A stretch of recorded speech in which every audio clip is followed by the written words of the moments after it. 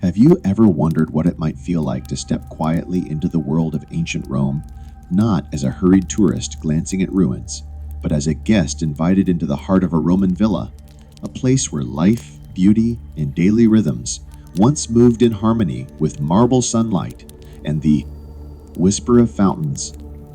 Tonight, as you rest, allow yourself to drift gently backward in time. The present softens, like the evening mist fading into twilight. You close your eyes, and when they open again, if only in imagination, you find yourself standing before the grand doorway of a Roman villa, its threshold carved with patterns of vines and laurel leaves, promising both welcome and wonder. The villa is quiet, waiting for you. The air carries the faint scent of olive oil and crushed herbs. A night bird calls somewhere in the distance, but here all is still. You are on the verge of stepping into a world that once bustled with servants, scholars, children, and noble families, yet tonight it belongs entirely to you. So let us walk together. Let us step softly inside and discover what happened within the walls of an ancient Roman villa. The threshold crossing into another world. You linger for a moment outside the doorway, noticing the heavy wooden doors bound with bronze fittings. They are tall, proud, and meant to impress, but they also serve as a line between the dust and noise of the outside world and the ordered calm within.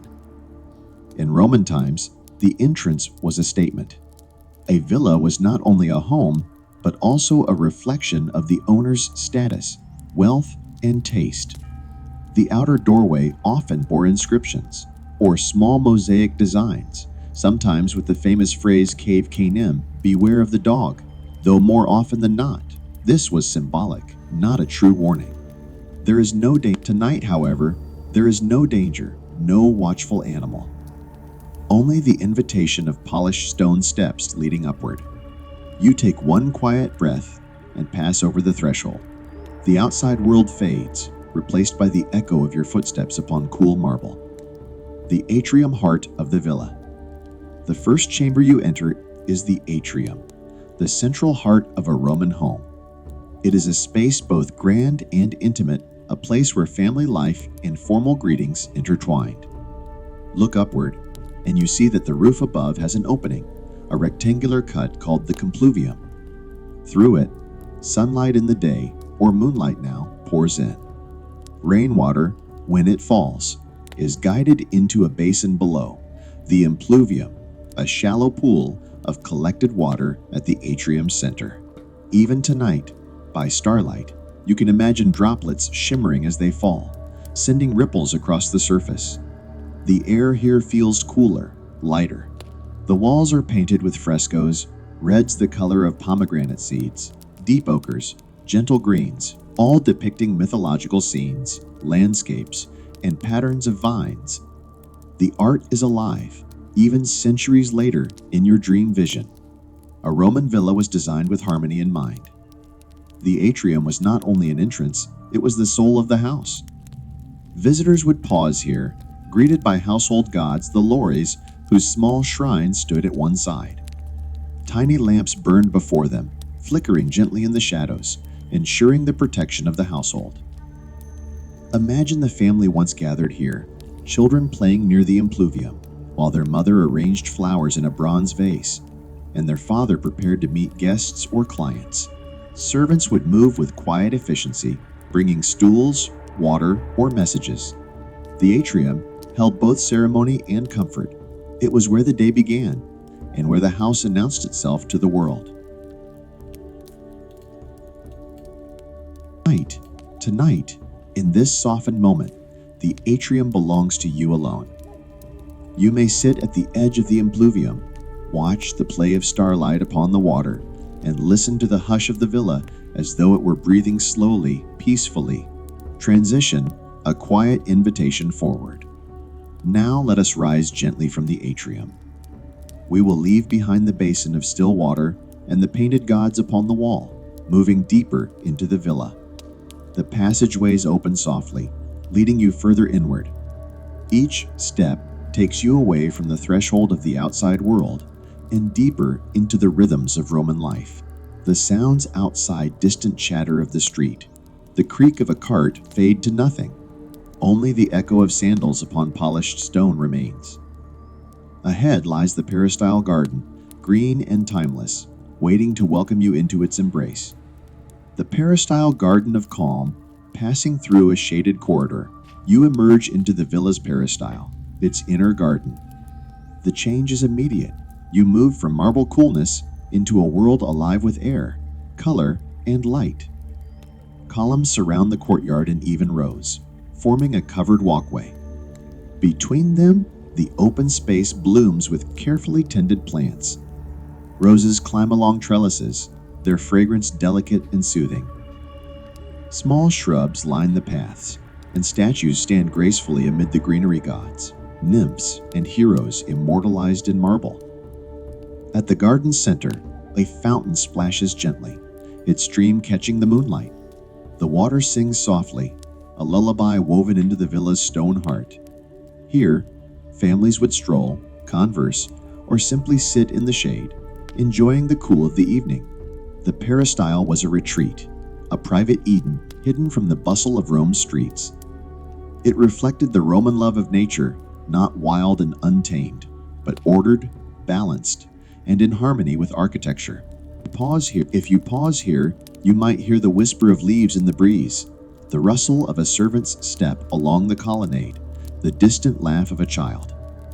And as you linger, you may notice how the villa itself feels alive, its design guiding you, as though leading you from chamber to chamber, gently, effortlessly, like the flow of a calm river. Transition toward the triclinium.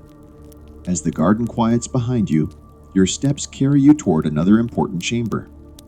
Beyond the peristyle lies the triclinium, the dining hall of the villa, a place where laughter once mingled with music, where feasts stretched into long evenings, and where food was not only nourishment, but a celebration of life. Let us step softly now into that space and see what stories it holds. The triclinium feasts and fellowship.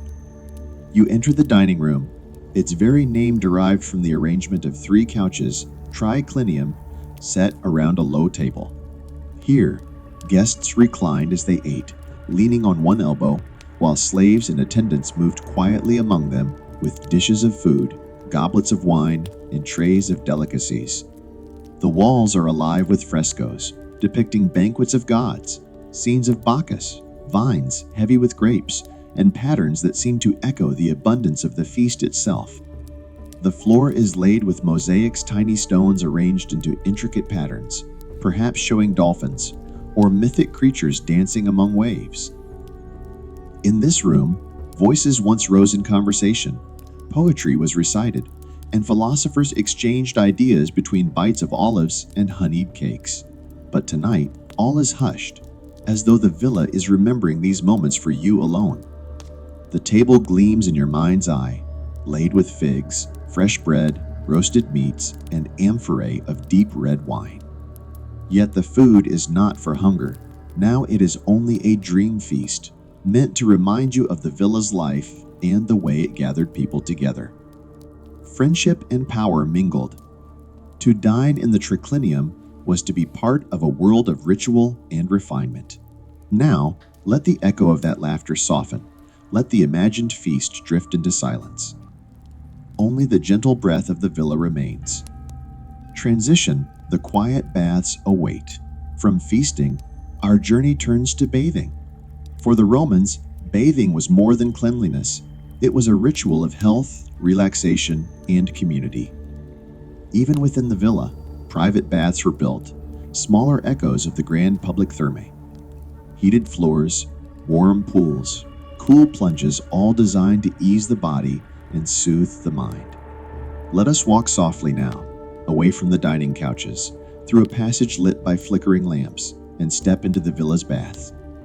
Have you ever wondered what secrets lingered inside the quiet walls of an ancient Roman villa?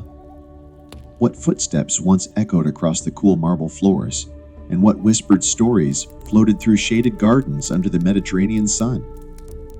Tonight, let us drift together into that world, not as hurried visitors, but as calm wanderers, stepping softly through time, allowing the villa itself to unfold its history as though it were a dream.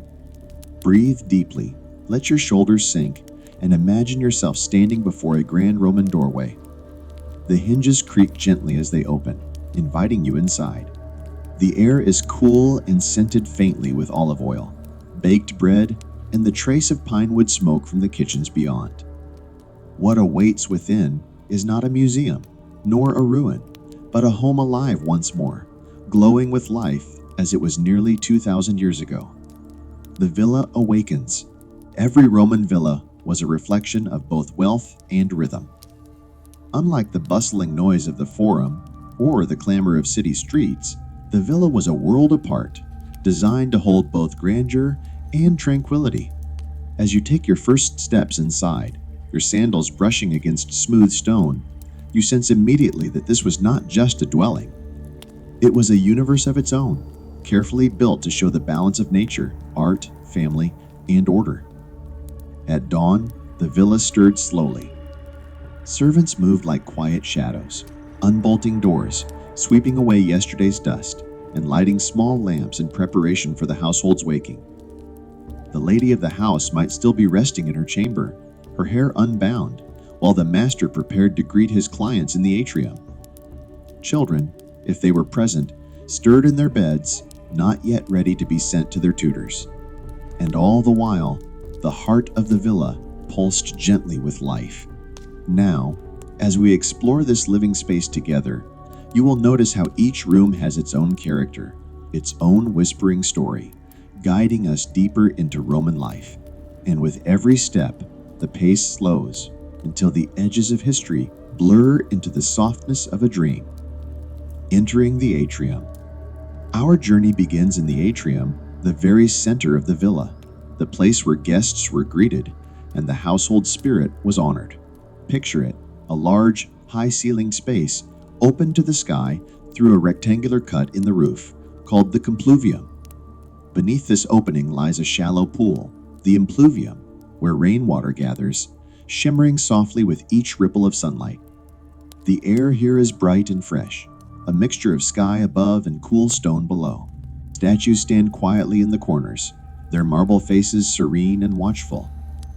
On the walls, frescoes glow with images of gods, heroes, and patterns of color, their pigments still rich even in the dim light. This was not merely decoration. It was a reminder of Rome's divine order, a declaration of culture, a mark of refinement for every visitor who crossed the threshold. Here in the atrium, the paterfamilias, or head of the household, would greet his clients in the early hours. These meetings were not casual conversations, but part of the social contract binding patron and client. Promises were exchanged, loyalty confirmed, and alliances reaffirmed, all beneath the watchful gaze of ancestral busts, displayed proudly along the walls. Pause here with me. Imagine the gentle trickle of water in the impluvium, the flicker of oil lamps against polished bronze, and the faint echo of sandals crossing the stone. This space is alive, yet still. It welcomes, yet humbles. And as you breathe in, the calm of this ancient atrium settles within you, steadying your thoughts, guiding them toward rest. Transition from the atrium to the peristyle. Now, let us pass slowly beyond the atrium. The floor beneath your feet shifts from cool marble to the patterned tiles of a corridor. The sound of your steps is softened by the change, and a warm light beckons from ahead. As we move forward, the walls narrow briefly, guiding us like a gentle stream toward an open space. The air changes too. It grows fresher, scented with flowers, herbs, and the faint sweetness of fruit ripening in the sun. A bird calls softly, and you realize we have reached the villa's private heart, the peristyle garden, the garden within.